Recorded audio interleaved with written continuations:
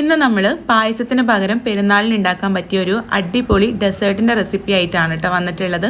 ഇപ്പോൾ ഇത്രയും ചൂടുള്ള ഈ ഒരു സമയത്തൊക്കെ നമുക്ക് പായസം ഉണ്ടാക്കി കുടിക്കുന്നത് അത്ര ഇഷ്ടമുള്ള കാര്യമാവില്ല. അപ്പോൾ അതുകൊണ്ട് തന്നെ ഈ പെരുന്നാളിന് നമുക്ക് തണുപ്പിച്ച് കഴിക്കാനൊരു അടിപൊളി ഐറ്റമാണ് കേട്ടോ ഉണ്ടാക്കുന്നത്.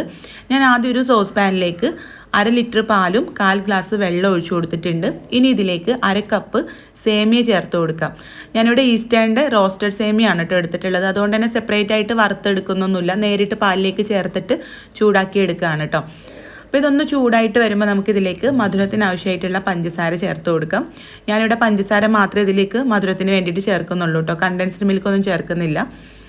അപ്പോൾ നിങ്ങൾക്ക് വേണമെങ്കിൽ ഏതെങ്കിലും കണ്ടൻസ്ഡ് മിൽക്കും ചേർത്ത് കൊടുക്കാം കേട്ടോ, കൂടുതൽ ടേസ്റ്റി ആക്കാൻ വേണ്ടിയിട്ട്. അപ്പോൾ നമ്മളിപ്പോൾ പാലിലേക്ക് 1/4 ഗ്ലാസ് വെള്ളം മാത്രമല്ലേ ചേർത്തിട്ടുള്ളൂ, അപ്പോൾ അതുകൊണ്ട് കണ്ടൻസ്ഡ് മിൽക്ക് ഇല്ലെങ്കിലും നല്ല ടേസ്റ്റി ആയിട്ട് തന്നെ കിട്ടും. ഇനി ഇതിലേക്ക് വേണ്ടത് 2 ടേബിൾ സ്പൂൺ കസ്റ്റാർഡ് പൗഡറാണ് കേട്ടോ. അതിലേക്ക് കുറച്ച് വെള്ളം ചേർത്തിട്ട് കട്ടയില്ലാതെ ഒന്ന് മിക്സ് ചെയ്തിട്ട് മാറ്റി വെക്കാം.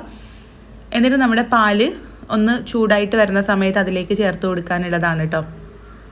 ഞാനിത് ആദ്യം തന്നെ മിക്സ് ചെയ്ത് വെച്ചിട്ടുണ്ട്.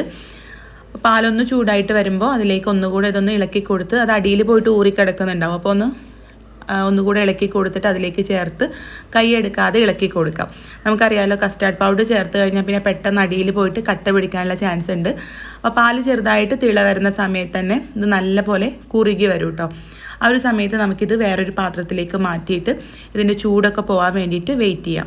ചൂടൊക്കെ നല്ലപോലെ പോയി കഴിഞ്ഞാൽ ഫ്രിഡ്ജിൽ വെച്ച് നല്ലതുപോലെ തണുപ്പിച്ചെടുക്കണം കേട്ടോ. തണുത്ത് കഴിഞ്ഞാൽ ഇതിലേക്ക് നമുക്ക് ഇഷ്ടമുള്ള ഫ്രൂട്ട്സും നട്ട്സൊക്കെ ചേർത്ത് കൊടുക്കാം. ഞാനിവിടെ കുറച്ച് ആപ്പിൾ കട്ട് ചെയ്തതും മാങ്ങ കട്ട് ചെയ്തതും പിന്നെ ഉറുമാമ്പഴമാണ് കേട്ടോ ചേർക്കുന്നത് ഫ്രൂട്ട്സായിട്ട്. പിന്നെ കുറച്ച് കസ്കസ് കുതിർത്തതും കൂടെ ചേർത്തിട്ടുണ്ട്. നമുക്ക് ഇഷ്ടമുള്ള ഫ്രൂട്ട്സും നട്ട്സൊക്കെ ഇതിലേക്ക് ചേർത്ത് കൊടുക്കാം കേട്ടോ. മുന്തിരിയോ പൈനാപ്പിളൊക്കെ ചേർത്ത് കൊടുക്കുക. പൈനാപ്പിളൊക്കെ ചേർക്കുന്നുണ്ടെങ്കിൽ സെർവ് ചെയ്യുന്നതിൻ്റെ തൊട്ട് മുമ്പായിട്ട് ചേർത്താൽ മതി കേട്ടോ, അല്ലെങ്കിൽ കയ്പ്പ് വരും ആദ്യം തന്നെ മിക്സ് ചെയ്ത് വെക്കുകയാണെങ്കിൽ. ഇതിൻ്റെ മുകളിലായിട്ട് ഞാൻ കുറച്ച് ബദാം കട്ട് ചെയ്തതും കൂടെ ഇട്ട് കൊടുക്കുന്നുണ്ട്. അതൊക്കെ നമ്മുടെ ഇഷ്ടത്തിനനുസരിച്ചിട്ട് എന്ത് വേണമെങ്കിലും ചേർക്കാം. അപ്പോൾ ഇത്രയേ ഉള്ളൂ, ഈ പെരുന്നാളിന് പായസത്തിന് പകരം ഉണ്ടാക്കാവുന്ന സേമിയ കസ്റ്റാർഡ് ഇവിടെ റെഡി ആയിട്ടുണ്ട്.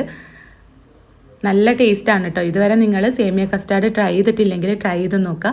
പിന്നെ ഞാനിതിലേക്ക് ചേർത്ത കസ്റ്റാർഡ് പൗഡർ വാനില ഫ്ലേവറിലുള്ളതായിരുന്നു കേട്ടോ. ഫ്ലേവറൊന്നും ഇല്ലാത്തതാണെങ്കിൽ സെപ്പറേറ്റ് ആയിട്ട് എന്തെങ്കിലും ഫ്ലേവറും കൂടെ ചേർത്ത് കൊടുക്കുക കേട്ടോ. അപ്പോൾ ഈ പെരുന്നാളിന് പായസത്തിന് പകരം ഇനി നമുക്ക് സേമിയ കസ്റ്റാർഡ് ഉണ്ടാക്കാം. അതാകുമ്പോൾ തണുപ്പിച്ച് കഴിക്കുകയും ചെയ്യാം, പായസം പോലെ തന്നെ ആണല്ലോ. അപ്പോൾ ട്രൈ ചെയ്ത് നോക്കുക, നിങ്ങൾക്ക് ഇഷ്ടമാവും. കൂടുതൽ വീഡിയോസിനായിട്ട് നമ്മുടെ ചാനൽ സബ്സ്ക്രൈബ് ചെയ്യാത്തവർ ഒന്ന് സബ്സ്ക്രൈബ് ചെയ്യുക. പിന്നെ നിങ്ങൾക്ക് വീഡിയോ ഇഷ്ടപ്പെട്ടിട്ടുണ്ടെങ്കിൽ നിങ്ങളുടെ ഫ്രണ്ട്സിനും കൂടി ഈ വീഡിയോ ഒന്ന് ഷെയർ ചെയ്ത് കൊടുക്കുക കേട്ടോ. അപ്പോൾ നമുക്ക് അടുത്ത നല്ലൊരു വീഡിയോ ആയിട്ട് കാണാം. താങ്ക്